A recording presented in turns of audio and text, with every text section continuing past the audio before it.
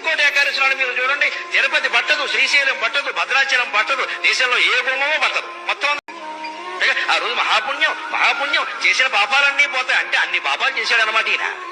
అసలు ముందు వీడు పాపాత్ముడు కింద గమనించాలి. ముక్కోటి ఏకాదశి నాడు పరిగెట్టుకుని గుళ్ళో గెడుతున్నాడంటే ఇంత పాపాత్ముడు ఇంకొకడు లేడు. పాపం చేయని వాడు వెళ్లాల్సిన పనిలా వాడు ఇంట్లో వాడు ఉంటాడు ఖచ్చితంగా.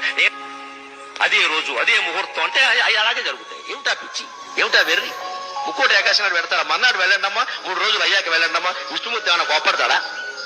ఉత్తర ద్వారంలోంచే వెళ్ళాలి, తలుపులు బద్దలైపోవాలి. బాగా మనస్సు నిండా బుర్ర మట్టి పెట్టేసుకుని మనస్సు నిండాను ఆ రోజే చూడాలి, అలాగే వెళ్ళాలి, ఏమైనా సరే వెళ్ళాలంటే ప్రమాదాలే జరుగుతాయి. అంచేత పుణ్య క్షేత్రాలు, తీర్థాలు, పుణ్య తిథులు ఇవేవి ముఖ్యం కాదండి. శరీరాన్ని మించిన క్షేత్రం లేదు, మనస్సును మించిన తీర్థం లేదు. సత్ప్రవర్తన కలిగి ఉంటే నువ్వే ఒక పుణ్యక్షేత్రం, నీకు నువ్వే ఒక పుణ్య తీర్థం.